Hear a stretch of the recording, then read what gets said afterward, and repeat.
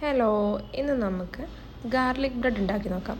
Dominoes pizza എന്നൊക്കെ നമുക്ക് കിട്ടുന്ന ഗാർലിക് ബ്രെഡ് അവരുടെ സ്റ്റൈൽ എങ്ങനെയെന്ന് നോക്കാം. അതിനായിട്ട് ഞാനിവിടെ 1 കപ്പ് പാല്, അതിലേക്ക് കുറച്ച് ഈസ്റ്റ്, കുറച്ച് പഞ്ചസാര, കുറച്ച് ഉപ്പ്, ചെറിയ സ്പൂൺ ഈസ്റ്റ്, നമുക്ക് ചെറിയ രീതിയിൽ അത് 3 ഇട്ടിട്ട് നമുക്ക് മിക്സാക്കി ഇതേപോലെ ഒരു 10 മിനിറ്റ് മാറ്റി വെക്കാം. എന്നിട്ട് അതിന് ശേഷം 1 കപ്പ് മൈദ എടുത്തിട്ട് ഈ മാറ്റി വെച്ച ഈ പാലിൻ്റെ കൂട്ട് നമുക്കിതിലേക്ക് ഒഴിച്ചിട്ട് മിക്സാക്കാം. നല്ല രീതിയിൽ കുഴച്ചെടുക്കാം. നല്ല സോഫ്റ്റായിട്ട് നമ്മളെ കുബൂസൊക്കെ കുഴക്കുന്ന രീതിയിൽ നമുക്കിത് കുഴച്ചെടുക്കാം. എനിക്ക് വളരെ ഇഷ്ടമാണ് ഈ സാധനം, ഈ ഡൊമിനോസ് പിസ്സയിലെ ഗാർലിക് ബ്രെഡ്. ഞാൻ ആദ്യമൊക്കെ ഇങ്ങനെ ഓർഡർ ചെയ്ത് കഴിക്കുമായിരുന്നു. അങ്ങനെ ഒരു തവണ ഉണ്ടാക്കിയപ്പോൾ ഫ്ലോപ്പായിപ്പോയി. ഇത് 2ാമത്തെ തവണയാണ് ഗൈസ്. ഇത് റെഡിയാവുമെന്ന് വിചാരിക്കുന്നു. അന്ന് എനിക്ക് എൻ്റെ അത് തോന്നുന്നു ഈസ്റ്റ് നല്ല ഈസ്റ്റ് അല്ലാത്തത് കൊണ്ടാണെന്ന് തോന്നുന്നു നല്ലോണം പൊന്തി വന്നില്ല. ഇങ്ങനെ കുഴച്ച് വെച്ചിട്ട് അങ്ങനെ നമ്മളിത് നല്ല രീതിയിൽ കുഴച്ച് മേലെ കുറച്ച് എണ്ണയൊക്കെ തടവി റെസ്റ്റ് ചെയ്യാൻ വെക്കാം. ഒരു 2 മണിക്കൂറെങ്കിലും നമ്മളിത് റെസ്റ്റ് ചെയ്യാൻ വെക്കാം. എന്നിട്ട് 2 മണിക്കൂറിന് ശേഷം തുറന്ന് നോക്കുമ്പോൾ ഇതാ ഇങ്ങനെ ഉള്ളോട്ട് നിൽക്കുമ്പോൾ നല്ല കുഴിഞ്ഞു പോകും. എനിക്കിന്ന് ഇപ്പോൾ നല്ല രീതിയിൽ പൊന്തി വന്നിട്ടുണ്ട്. അങ്ങനെ നമ്മുടെ മാവ് റെഡി ആയിട്ടുണ്ട്. അപ്പം ഞാനിതിവിടെ 2 ഉരുളയാക്കിയിട്ട് മാറ്റുന്നുണ്ട്. എന്നിട്ട് ഇതുപോലെ ജസ്റ്റ് മൈദപ്പൊടിയിൽ തടവി ഇതേപോലെ ഒന്ന് പരത്തിയെടുക്കുന്നുണ്ട്. നല്ല നേർമ പോലെ ആക്കരുത്, നമ്മൾ ചപ്പാത്തി പരത്തുന്ന രീതിയിൽ നല്ല നേർമയാക്കരുത്, കുറച്ച് കട്ടി വേണം. അപ്പോൾ ആ രീതിയിൽ ഇത് നല്ലോണം നമുക്ക് പരത്തിയെടുക്കാം.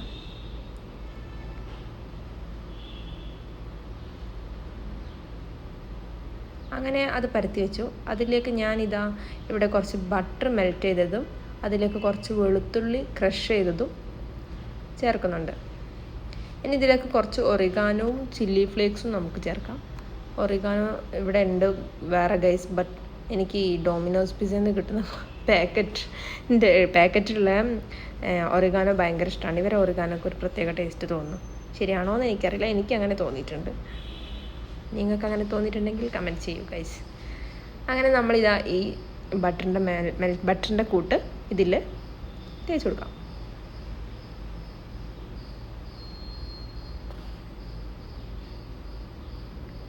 അങ്ങനെ നമ്മളിത് ഫുള്ള് തേച്ച് കൊടുത്ത് ഇനി നമുക്കിത് ജസ്റ്റ് ഒന്ന് ഫോൾഡ് ചെയ്യാം. അതിനിടയ്ക്ക് നമുക്കിതിൽ ചീസ് വെച്ച് കൊടുക്കാം.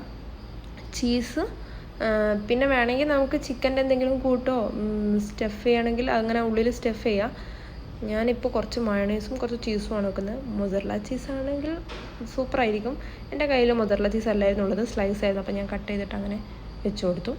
അങ്ങനെ ഇതിൻ്റെ മേലെയും നമുക്ക് ഇതേപോലെ ബട്ടർ തടവി കൊടുക്കാം.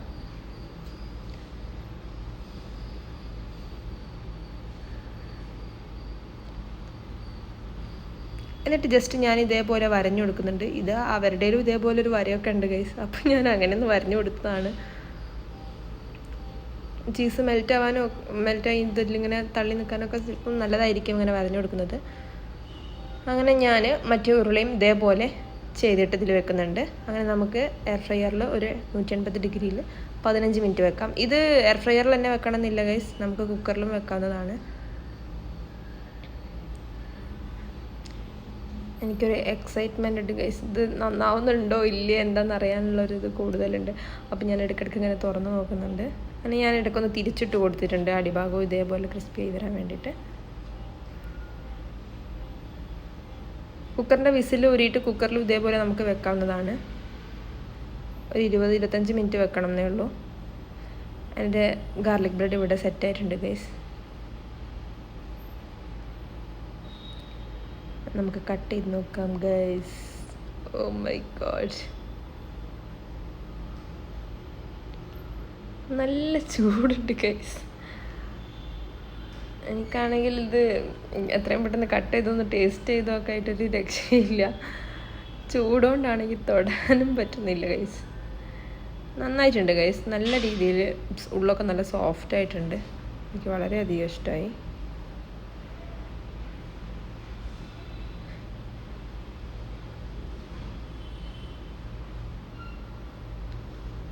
സൂപ്പറായിരുന്നു. നിങ്ങളെല്ലാവരും ട്രൈ ചെയ്ത് നോക്കുക. എന്നിട്ട് നിങ്ങൾ ട്രൈ ചെയ്തിട്ട് അഭിപ്രായം അറിയിക്കൂ ഗൈസ്. സൂപ്പർ സാധനമാണ് ഗൈസ്.